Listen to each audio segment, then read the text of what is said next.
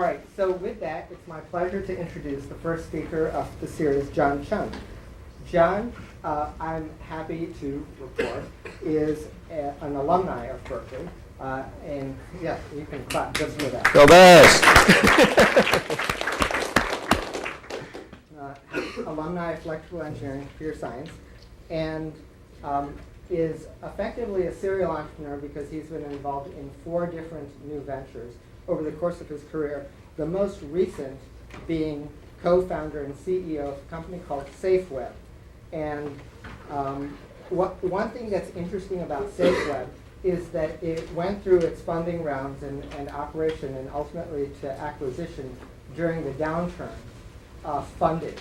And so John has a perspective on what it's like to live and operate a business in an environment where it is not so easy to get funding.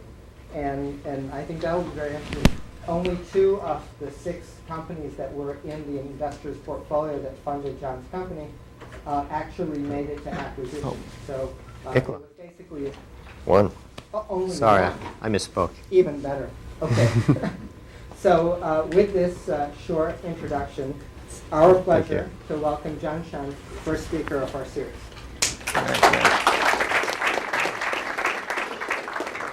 Thanks, Iklak.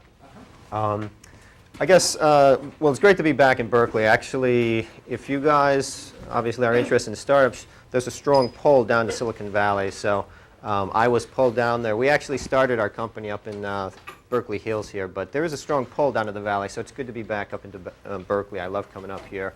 It's one of the great places to do a startup. You know, Iglak told me a little bit about you. I just want to get a little gauge. How many here are undergraduates in technical? Okay, and how many graduates? Graduates? How many? Anyone business? Okay. Okay. Great. And everybody wants to do a startup, right? All right. Well, this is kind of an interesting story, like Iklak said, because Safeweb is kind of atypical, and it will illustrate some common things. You know, it's really hard. I looked at the roster of other speakers. You're going to have some pretty amazing speakers come to speak to you, but I guess statistically, it's more likely you'll have an encounter experience with your startup that's like Safeweb, about a $25 million acquisition.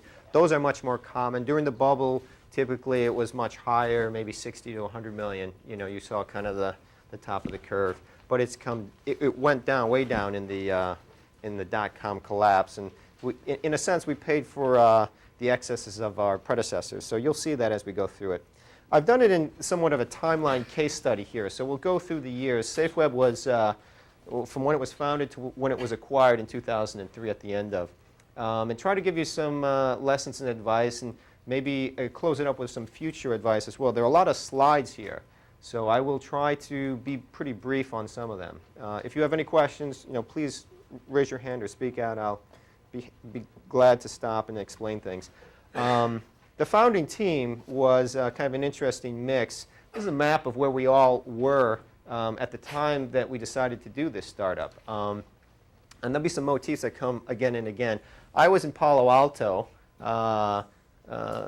Stephen Hsu was was a physics professor up in Oregon.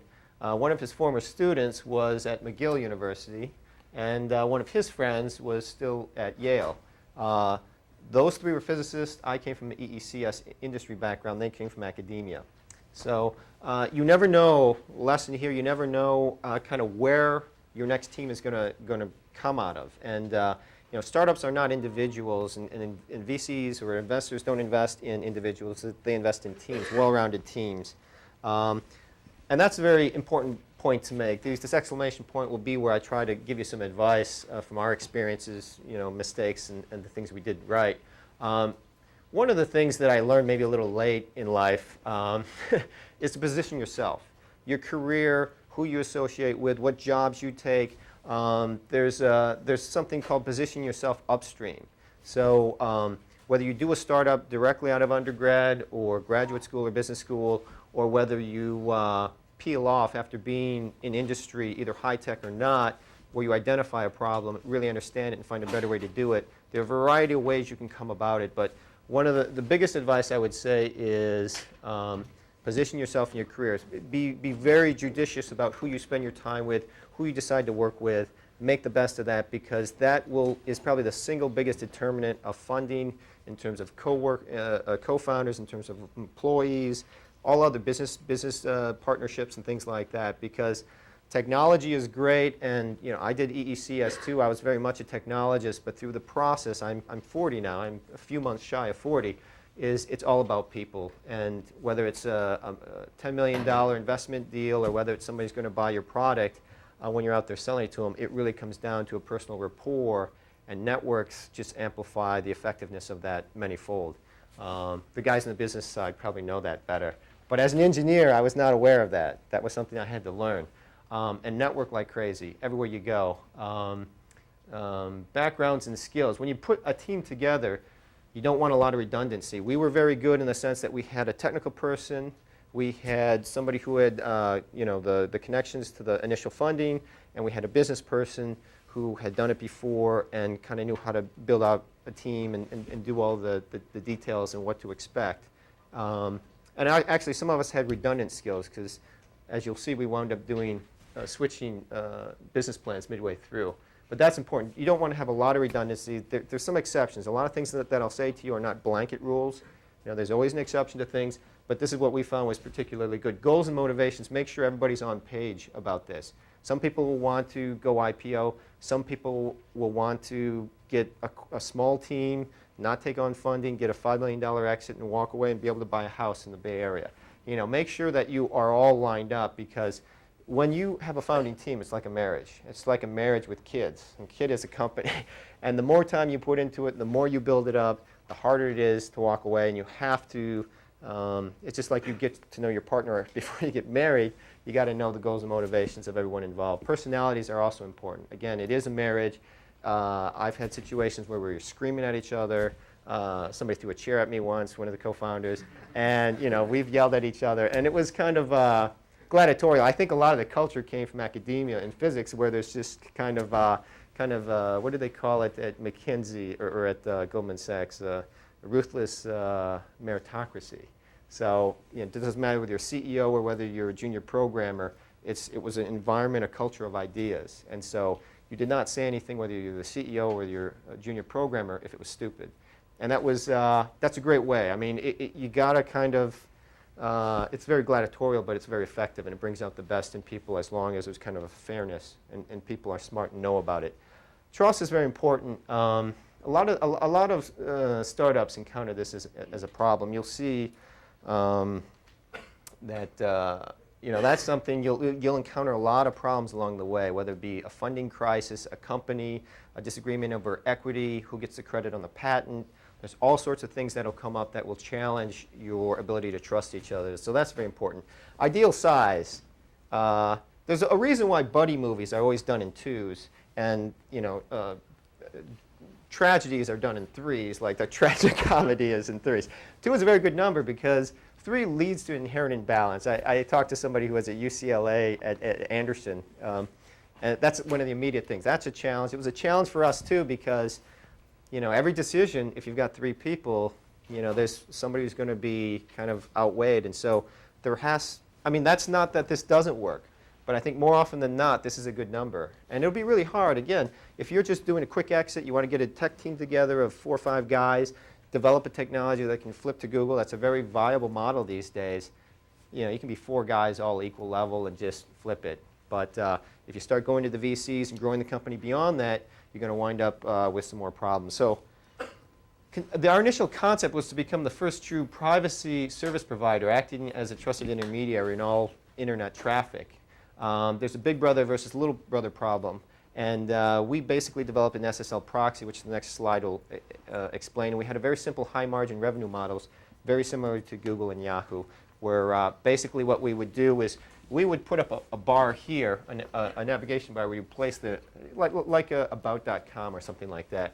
And we would proxy all traffic through SSL. So everything you did was encrypted and private. So if you were on the internet surfing and you were at home and you're on a cable and your neighbors are basically sniffing you, or you're at work and your employer has some sort of web sense or something like that, it could be a variety of things. You could be having a health problem you don't want other people. You could have an alternative lifestyle you don't want the IT guys to know. IT guys know everything. You know, you could have all sorts of things. You could be dating. You could be sending your resume out there because you're not happy. You could write a personal email. You don't want people to know. A big case also was in China. If you were in China, the Chinese government had a firewall that would prevent people from going, at the time, the New York Times, the Taiwan Straits, and other things. And a lot of Middle Eastern countries were very kind of heavily censoring. So we allowed people to basically go anywhere on the internet by going through our servers and then going on. And from everything was encrypted, so the big brother, anyone who knows you, proximity, has control over you, couldn't tell what you were doing.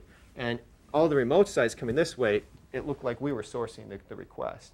So it was a pretty good system, and it was a web proxy because we would take the web page, we would bring it down to our servers, we would rip it open, and we would rewrite all of the HTML, the JavaScript, the Java, the ActiveX, and all the other things. And then we would SSL it and send it back. Obviously, the Chinese government and companies started blocking us, so we came up with another, one of the guys came up with a really clever thing called Triangle Boy that would allow anyone in the world to set up a client and ping requests off of us. And we would basically be able to go back this way. And we would actually come back, but we would spoof the source address so it would look like it came from here. You guys, the engineers, I think got this, but you know, the overall concept was bringing privacy on the internet. And at the time, it was a big issue. I don't know how many of you remember the double click and all the other privacy. 9/11 hit and privacy went out the window. Everyone was concerned about terrorists. But we took on our first round in March 2000, $2 million from two funds out in Wall Street, two hedge funds. And just for reference, this was the NASDAQ, composite NASDAQ at the time. So things were going real fast. You know, to be honest, this is where networks play a big role. To be honest, someone at Chun or someone at Kingdom was a roommate of one of the co-founders, and he said, I trust this guy. So a PowerPoint, a one-page executive summary, and a handshake. That's what it took to get $2 million in the bank. And granted, it was augmented by this, but you know, I've talked to VCs too that said, you know, business plan, you know, if you can make anything in a business plan, they just, sometimes they say they want you to know just that you've done your homework and you know what you're doing, but you know, they look at certain parts of it. In our case, part of it was augmented by the go-go, so we benefited from that. But one of the problems about this is it was really hard to get resources. Lawyers were extorting capital from us. Landlords wanted stock. You know, you couldn't get anything without somebody taking a bite out of your flesh. What we learned again is networking. That's, again, I can't emphasize it enough. Risk tolerance. Where do you want to go with this? So, you know, you want to take on a lot of capital, formal VC money, then you better grow really quickly, and you better be indispensable. If you want to be small, you know, kind of get some success and build your way up, stay small, take private equity or you know, friends and family type stuff, or non-VC sources, and as little as possible, as late as possible. Know your exit strategy. That before you begin, you got to know where you're going to end up, because again, acquisition, IPO, you know, M&A is really what's happening. That's really taken off. So a lot of acquisitions going on. Negotiate equity really hard, because that's the thing that saved us. Even though it was only 25 million, there were acquisitions much higher where the founders got nothing because they didn't negotiate well. Typically, when you take on a traditional VC fund, you get cut in half, 50% every round, 51%, controlling you know, voice on the board. So we negotiated this very well, and you'll see as we go along what we did. Smart versus dumb money. Sometimes you want dumb money. Smart money can be, I don't know, a lot of times, especially if you're a beginning entrepreneur, you've got, no one knows you, you're unknown quantity. If you're a technical guy, that's fine. Anyone else, you're kind of a risk. And so how do you do that? You've got to go out there and do something exceptional for people to become a known quantity. So dumb money can be good in the beginning because it gives you more freedom to kind of do things that you want. It gives you better terms, too, in general, than the VCs. VCs are very sophisticated in negotiating equity. Anti-bubble mentality. At this time, you know, there are crazy things going on. You know, make up in volume what you lose in per cost type thing. So we were very much anti-bubble mentality, which helped us a lot. We didn't burn through a lot of the cash. And be lucky. Don't do this. Don't start a company at the beginning of a dot-com collapse. At the beginning. You know, the exit strategy. Repeat the question. Oh, I'm sorry. So when did we figure out our exit strategy? At the beginning, because I had done a few startups before, and you know, a lot of it is kind of improvisation. You got to make things up as you go along. You got to think dynamically on your feet as things happen. So ideally, everybody wants to go to IPO, become the next Google or Yahoo, you know, billionaire. Things don't always work out that way. There's a lot of luck involved. That's another motif here. But always have what your exit strategy is and get agreement among the other founders, because you may want this bigger exit, but then you're going to take on more risk. And you've got to match your risk profiles. You don't want dissent among the founders. Everyone else you can work it out with, but the founders really have to speak with one voice when it comes to VCs, employers, partners, and things like that. That can wreak havoc. Fortunately, during the lifetime of our company, we were pretty much on page. We incorporated March 27th, the typical Delaware C Corporation, North Berkeley. We called it a geek house. We brought a lot of people up there. Typical of a startup, we went through all of our rebrandings and logos, and this is kind of foreshadows the bigger change in kind of the whole company's purpose and direction. Again, in the corporation exit strategy, law and service firms, don't spend more than you have to. I mean, my advice to you would be to start small, because you can always grow bigger. You can't go smaller. So try to find a team, find an idea, find a technology, and somewhere where you can get out there and prove it out. Because the more you can advance, develop a product, the more equity you're going to have at the end. And remember, equity is the end of the game. It doesn't matter what the acquisition price is. It doesn't matter who bought you, what the names are. It's the acquisition price or the equity that you walk away with. Where you locate, we had a question about should we locate it up in Portland. The Bay Area was crazy. Even if you had money, even if you're throwing ridiculous amounts of money in stock at these lawyers, they still wouldn't take you as clients unless you came with a tier 1 VC fund. So local talent pool, though, can be a big limiting factor.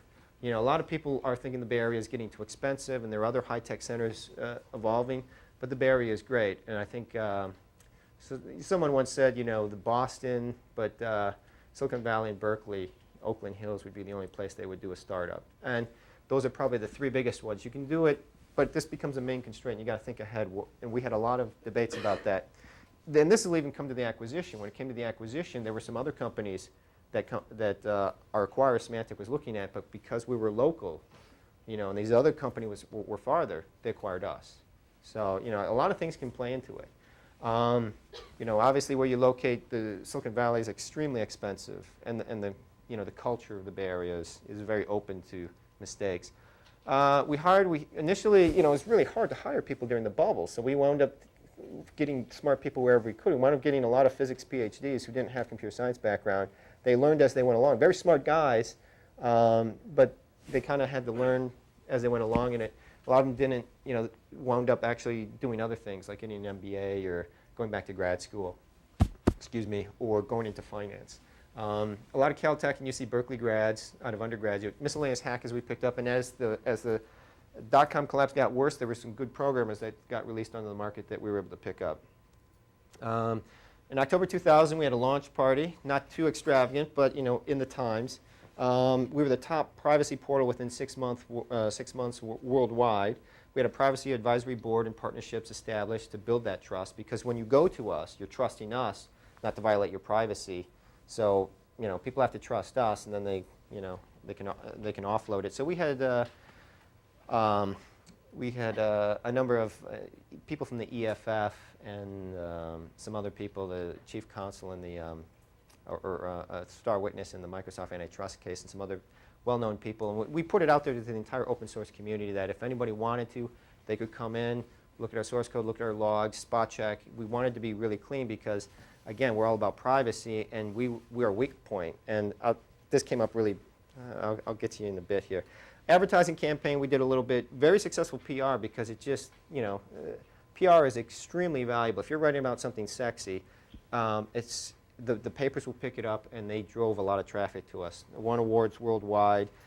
We had a deal with Salon.com. This is why we had that privacy board, is because in December 2000, we took another $7 million from our initial 2 investors and InQtel, the CIA's venture fund. So are you going to trust a privacy company that's funded by InQtel, the CIA?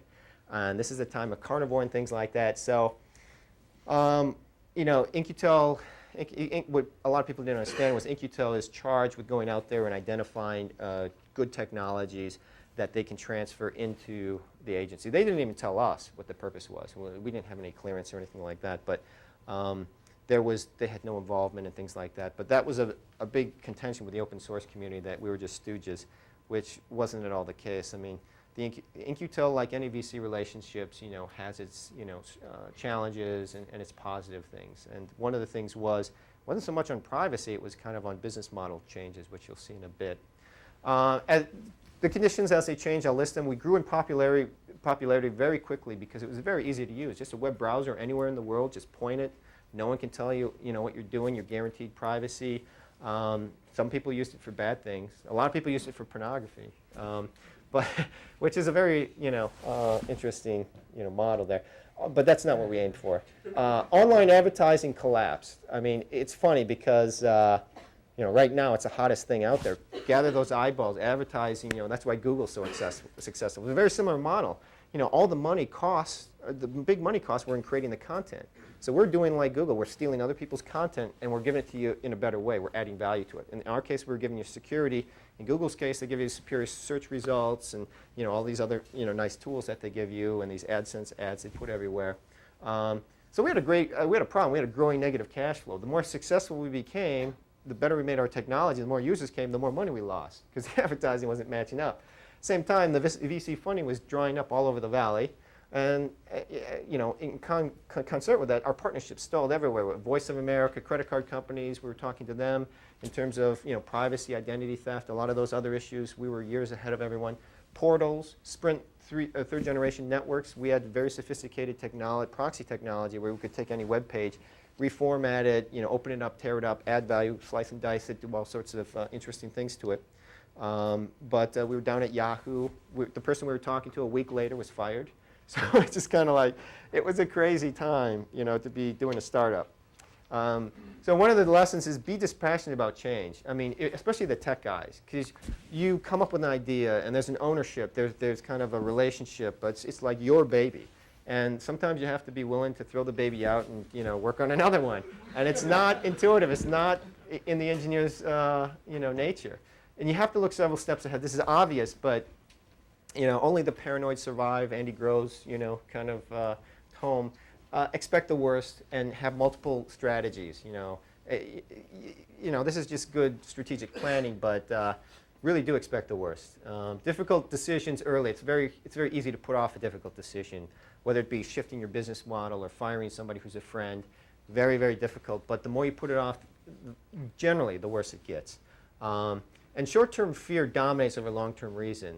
Just as you had this craziness in the bubble, you had an inverse craziness in kind of the collapse, in that you could pick up all these great technologies for bargain prices, and no one was jumping on this. I mean, it was clear to us that advertising would be back, that advertising is much more effective online than it is in print. I mean, we ran an advertising campaign. We're like, no one reads this stuff. I mean, we put something online, our response was great. It's intelligent, you can measure, you can do all sorts of sophisticated things, and yet, the fear is kind of what drove it. So we had to turn it around.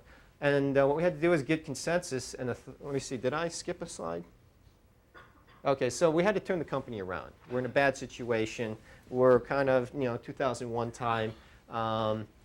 We had to negotiate with the board. In-Q-Tel did not want, they invested in us because we were the world's largest anonymity company. And they really didn't have a value if we became an enterprise software company.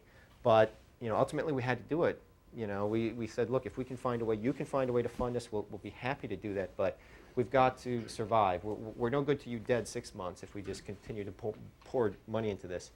There was a change. I became the CEO, and we had kind of a new effective CTO, although everyone, on good terms. It's just, our expertise were different. A lot of the PhDs that initially started with us, we were able to, they kind of, some of them went into finance, some of them went to MBAs, some of them went back to, get PhDs in CS or other things. But it was a bad time. People were thinking maybe it's a good time to retool. And we were able to pick up good programmers on the market that helped our execution a lot. We went into survival mode. Budget cuts, layoffs, salary cuts, across the board. The CEO and the chairman and the founders all took the lead in taking the biggest cuts. It's something that had to be done, and it really helped a lot. Again, the longer you put this off, the less effective it is. Renegotiate and terminate contracts that were bleeding us dry, especially on the consumer side. We had to replace the entire BD team with the enterprise sales force. The worst thing about a startup or a company, if you're in this, or even a manager, is firing someone. I don't wish that upon anyone. But sometimes it has to be done. If it has to be done, a fair process and all these other things. And then find an exit because, like the Matrix, you got to get out. You're going to be dead. You got to get consensus and authority to execute that. You got to communicate to everyone clearly. I mean, a lot of these things are just self-obvious. You got to have fair and transparent criteria, which is easy because we did have this culture of this brutal honesty where you could say, no, you're stupid, you're wrong, that's dumb. And, it wasn't, as long as it's taken in the right spirit. I don't mean to say it was, ad hominem attacks, but, it was at points like that if it got intense. Make big changes at once. Don't drag it on. Don't fire one person here, one person 2 months later, and trying to hope things will turn around. Be decisive about that. Be sensitive to the egos and identities of everyone involved, and don't expect the ideal, because there is an ideal, especially as engineers. There is kind of an optimization model that people run in their heads, and the real life is not like that. Organizations are not like that. People are not like that. You don't want to, ruin what you have left by disaffecting the people that are there, feeling that people were cheated or their friends were let go or things like that. You really have to do it quite diplomatically and fairly. Again, conditions got worse. Our investors cut off all of their other startups. We're the last one in both their portfolios that they continue to fund. The trend moved from B2C to B2B to enterprise. So, and a lot of small emerging competitors, some of which were new, a lot of them which, like us, were retooling from something, maybe a space, one indirection away. The biggest thing is neo-terrorists came onto the spot. And I remember being in the conference room with our guys talking, hey, we better get moving or someone else is going to move in the space. And sure enough, Jim Barksdale founded that. So markets aren't always rational. It doesn't matter whether you got a good idea. Good people and good ideas often fail. Sometimes the inverse is true. Sometimes, bad ideas do well. But, and don't find the trends. There is a logic in it, and everything goes in cycles. So try to understand the logic behind it and get ahead of it. Capital is like credit. They always say, if you need it, if you don't need it, it's always there. And when you need it, it's not. That's exactly the case there. And don't think if you're sitting on a good idea, it's not going to rise independently. And everyone has competition. That's kind of a BS filter that a lot of VCs use. They'll ask you who your competition is. And if you say no, if you say you don't have any competition, or you mention some, people who are not competitors, you lose credibility. Don't lie. Don't hide things. Execution. It all comes down to execution. We had patents. We had all this other stuff, but nothing's going to protect you from quick and good execution. That's the only thing that'll protect you. That and a lot of money, maybe. So this is what we launched. We took our technology, we put it into a appliance here that you could drop in behind a firewall. I'm going to go a little faster here. So you could drop it in behind a corporate firewall, put it in here, and then customers, vendors, partners could go in, log into our box against their native LDAP or Active Directory or whatever it is they had, and get access to web FTP email service just in a web page format. And so we embedded a lot more. We took what initially was a web proxy, and we added a lot more components to it, fleshed it out. So I authored the patent on this because I had actually before this worked in hospital information systems. I was actually in medical school. I dropped out of medical school to come to Silicon Valley a little bit before the bubble. So I had a lot of experience. I was the CIO of an insurance company too, a small insurance company that was here in the Valley. And we had 200 high-tech companies, Intel and Cisco and 3Com and all these others. So this is a problem I ran into, and I realized even when we started the company, we had two. We had a consumer and enterprise. Consumer was hot, so we went with that. When that failed over, it was a natural extension to wrap all these other things in it.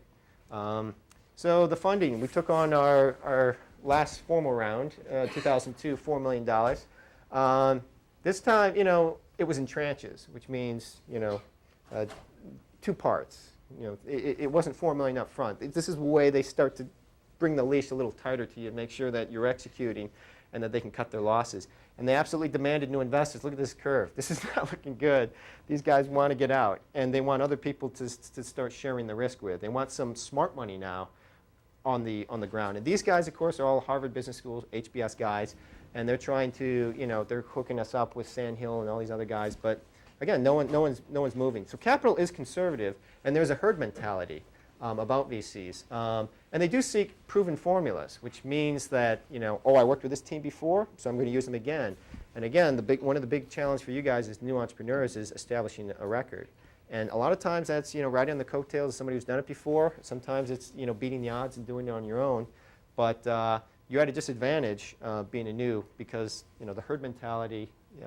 If you have capital, you appreciate it. I didn't really appreciate it. I thought, well, come on, you guys are supposed to be bold venture capitals. But no, it's not. And it's part of their job to do that. I got to give them, empathize with that. Everything is negotiable. No matter what they say, no matter what's done, especially in this bad time, this downturn, a lot of things that were done that were outside the lines, but you can't really control it. So the market slowly developed. Our CTO left to get an MBA at Sloan. Avantail, another big company, targets our space. Analysts begin coverage. We make a partnership with NetScreen. We hire investment bankers to start shopping an M&A deal, to sell us. And we start having pre-M&A contact with public companies, F5 and others I start doing presentations with. So lessons, again, first mover is not always good. Sometimes you're the dead body you get machined on the barbed wire and people step over you. So this is not always a good thing. Neoterras raised $15 million. They wound up being 5-6 times as big as us.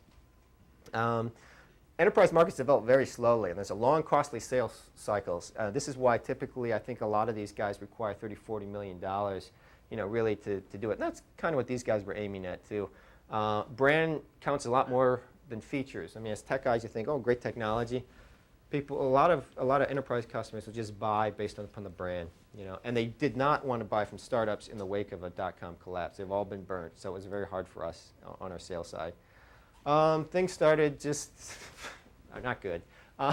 Early 2003, alternative financing. I can't go into the details, but it was not good. This is where we lost our biggest equity. We did an amazing job on the equity and negotiating that.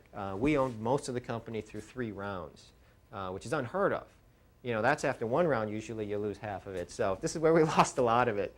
I didn't know month to month. For 9 months, I didn't know whether I'd be able to meet payroll the following month. It was a very stressful time. It was so stressful, you just kind of have to zen out and just say, look, I'm going down with the ship. I'm going to do the best for my people. And we communicated very clearly with the employees. There's strategies I've talked to other people. What do you do with the employees? You got to be fair to them, but you also don't want to create panic. So there was a logic there. We were good. We had a good team, a very strong team. We could sell the entire team for $1. I had no question about it. The question was, were we going to sell it for millions or just 1? But we tried to take care of the employees because they were the company. Did presentation to a large company. Somebody was looking for a fire sale. Some people were sniffing blood in the water, hoping to get a fire sale.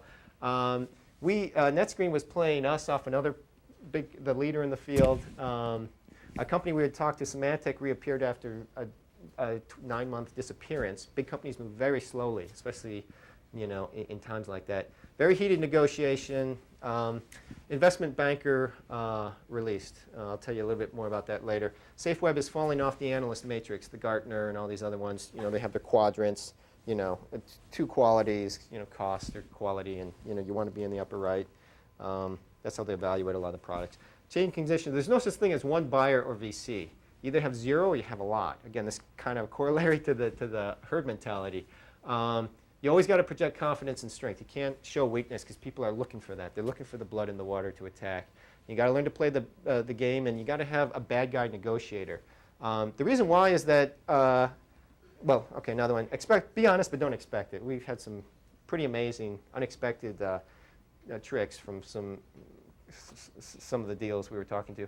Be personable, because in every decision, there are people making these decisions. If they like you, they'll do it. If they don't like you, no matter how much money they can make or how much they need the technology, they don't. They'll let you die.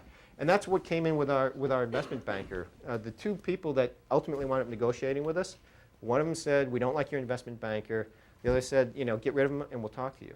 And at first, 1, you're like, well, they're trying to play a game. But 2, they really didn't like the guy. And it's not his fault, because when we hired him, he even had a good guy, bad guy team. They had the, congenial, Southern California surfer, backslapper guy that gets you in the door, and then he escorts you to this other guy who's bespeckled and really smart, and he beats you up, in the back room. And so that good guy, bad guy. No venture capital likes investment bankers. No, nobody likes him. And so at first we're like, look, they're just giving you a hard time. But then he lost his good guy partner, and we could see the asymmetry. It wasn't what we signed up for. The guy walked away with $1 million, though, and that was maybe the one mistake we made. So what happened was there were a lot of acquisitions. Like I said, nothing happens in isolation. When one thing happens, everything happens. So in quick domino fashion, all these acquisitions happened. We were the third company acquired here. I think other than NetScreen, we were the ones that, as founders, probably did the best. What's changed now in the 2006 landscape is now there's an excess of capital, and there's a very good mergers and acquisition outlook. Now it's kind of tough, because being in a downturn is also good. And we didn't have a lot of competition. We didn't have money, but we didn't have a lot of competition. There's a lot of talent in the pool we could scoop up. Now it's very hard. Google's sucking up a lot of the talent. I was talking to somebody, manager at Yahoo, and Google just, if you're getting if you have a job at Yahoo, just tell them you're also talking to Google, and you get an extra 10-15%. So, universally diminished returns. It's happening in real estate. It's happening in all the capital markets. And I've heard some VCs saying that, look, before when we were talking to VCs, it was like we expect a 9-10x. And there is an asymmetry there. I think that's come down quite a bit. They're talking about hedge funds starting to blow up, and people are saying, in the next 12, 18 months, we may have a downturn ourselves. You may be reliving this thing. Lower startup costs, much easier, technology, open source. Consumer is hot again, enterprise not, just kind of flipped around there. One of the trends is content aggregation, bring those guys together, and long tail vertical specialization niches where you're not directly going against Google, but you're focusing on like, Ivy League dating or something like that. You're finding some niche there, vertical. Globalization outsourcing, this is going to be really big. One of the things I've heard about India and China, actually the CEO of Neoterras is becoming a VC that's had up a fund in India, is globalization outsourcing is so much cheaper to do in India and China. That's going to be a big challenge. Even Neoterras had part of their team in India when they were doing this. So that's going to be a big challenge, to what you can do. Another big challenge that wasn't there is Google. Google, I've been to the Googleplex, and those guys are amazing. I always wondered why big companies can't innovate. Why are they so slow? Well, Google, at least for the moment, I'm very impressed with those guys. It's very hard to come up. They've got like 5,000 people now. That's going to be a challenge for, and yet more proven horses out there. There are people who've already done more startups, and now, again, you guys as new entrepreneurs are going to be the unknown quantities, and except maybe in a tech position, they're going to rotate you up or down or out. So again, that could be good, maybe bad, depending on what your exit strategies are. Guidance, some of our guys, for example, from Safeweb wound up just doing exactly what I said. 4 smart tech guys getting together, doing something that can be acquired. Very clean, several $1 million. They all walk away with $1 million. It's not a bad deal. The other thing to keep in mind, you go the VC route, typically the CEO has somewhere around 2.5% equity. So if you're talking about 40 million, and you got to, as founders, you're going to have much less than that. So, you're talking that people wonder why are they selling out, these M&As instead of going to and VCs are not happy about that. It's drying up their deal stream. But think about the numbers. Again, guidance, upstream, career networking, meaningful work experience. Work with smart guys on interesting problems, and that'll seed your next idea, And you'll be pulled in or you'll pull in. But it's all about networks. It's all about people, and that's one thing I really didn't understand as an engineer undergrad. Research voraciously but selectively. Read the Wall Street Journal, read, SV.com. Read kind of what's going on there. You've got to be aware, and the more you know, the more you can let your creativity come together and put things together. One of the reasons why we started up this, because I worked in insurance and healthcare, and I was able to combine that with internet that I'd done. And it's no coincidence that the guy at Neoterras was one of the founders for Healthy on WebMD.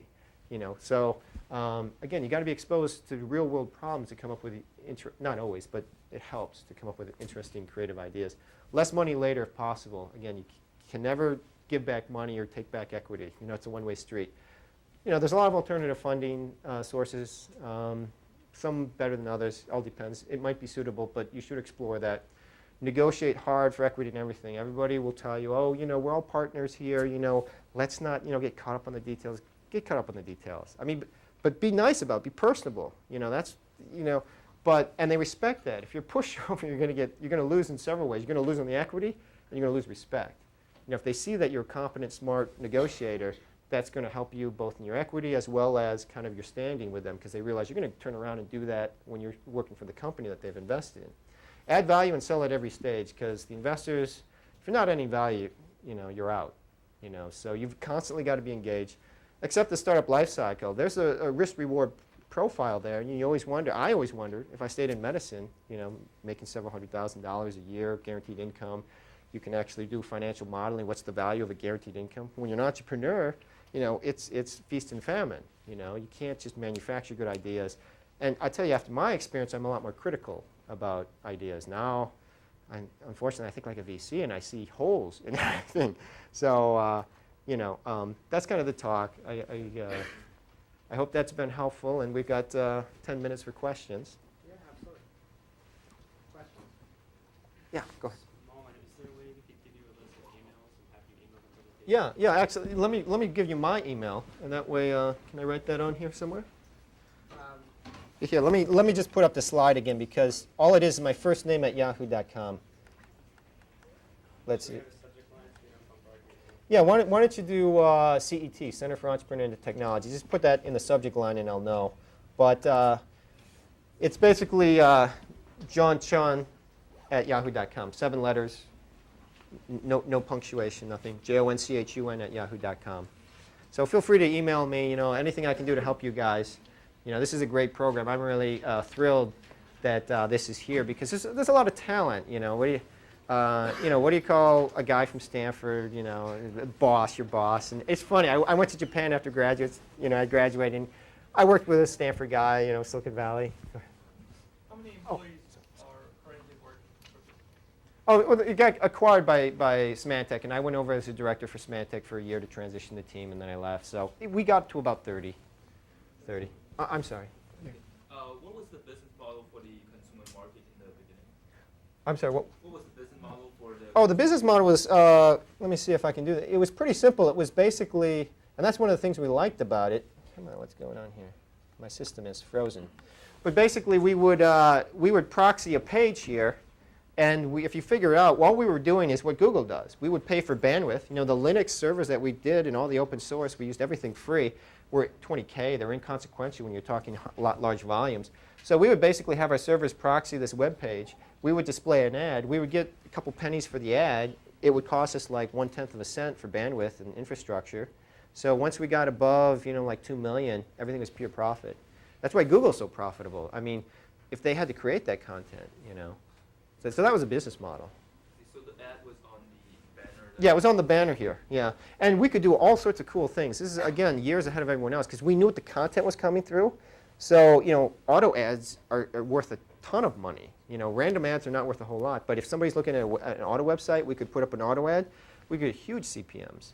So, and we could also respect your privacy, because we don't know there's no registration. You didn't have to pay for it. We didn't know where you're coming. You could log in from any computer, Kinko's or university.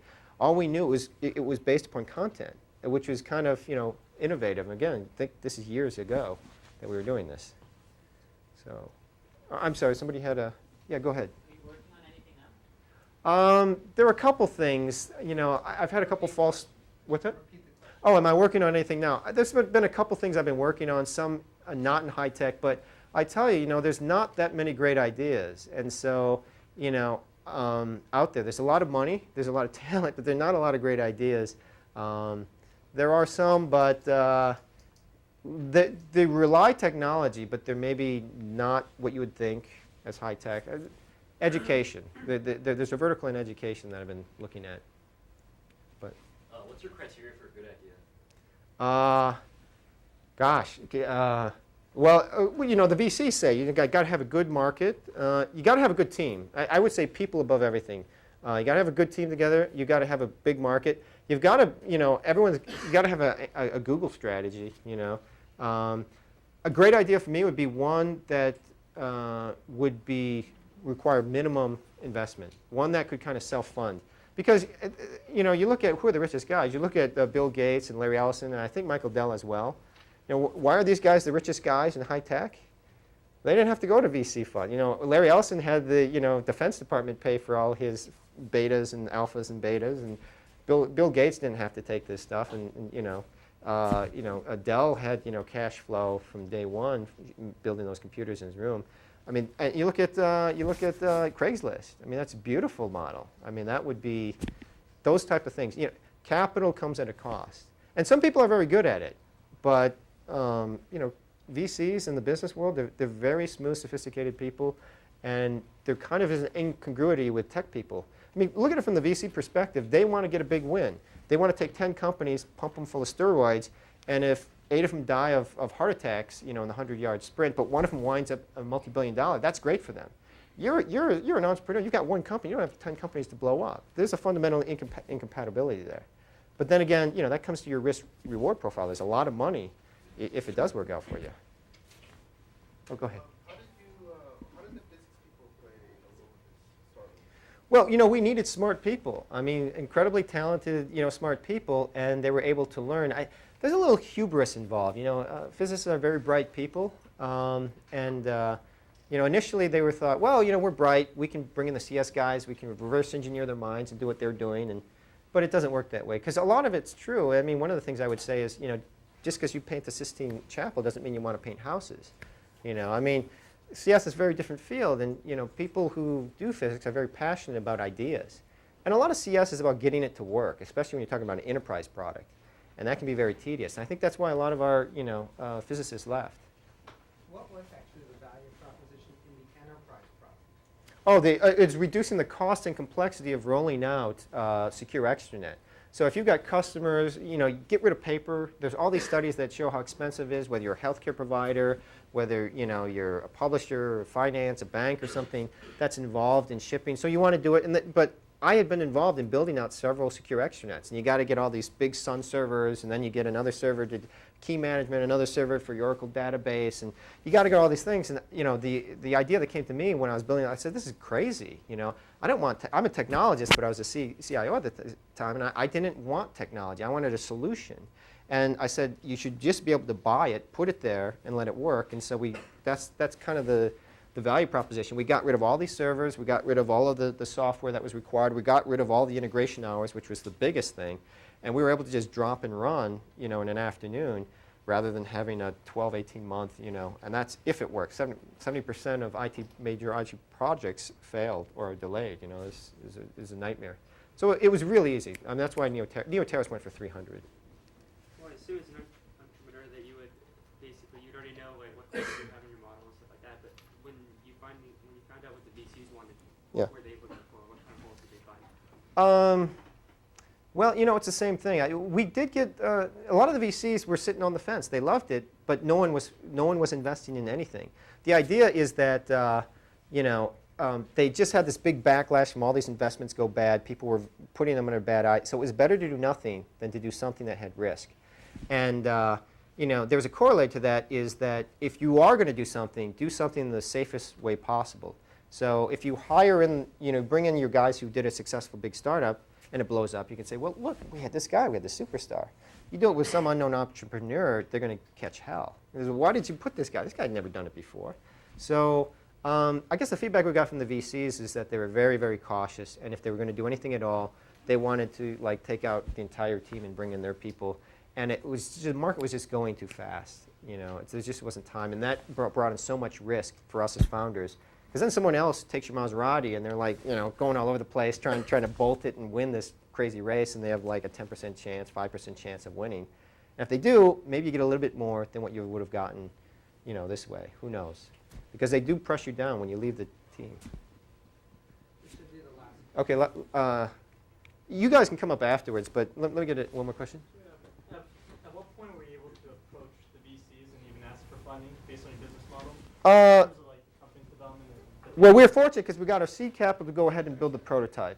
And after that, we had a technology, we had a plan, and we had introductions. I will say, we got into a lot of the doors, but again, it was through that networks, because once you get one investor that went to HBS, you get everybody in his section, and then, they network. Those guys are network crazy. Any business, Haas, anything like that, Stanford, your job is to network. And once you get one of those guys, and that's why the VCs do add a lot of value, is that Neoterras was able to close incredible amount of deals, and Jim Barksdale and Jim, they had a lot. Those networks have a lot of power. So we were able to go to the VCs when we had a product, and we had that because we were able to get the seed funding. But you have to have something tangible, real. You can't go there with ideas are worth nothing. One last comment I'll make is don't be paranoid I think this is a common with a tech person, is to be paranoid about your idea. Your idea is not worth anything. Ideas are cheap. They're easy to rip off. Even if they do it blatantly, do you have the legal fees to go after them? Software patents are kind of a joke in a lot of ways. Everybody violates everybody else's patent if they're going to do anything of substance. You know, you do it defensively, yeah, sure, we did some patents, but you've got to have something real. You know, get customers, get people on your website, get traffic, get revenue, get something.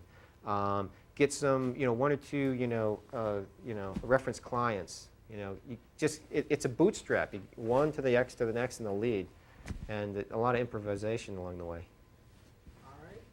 Okay, thank you very much.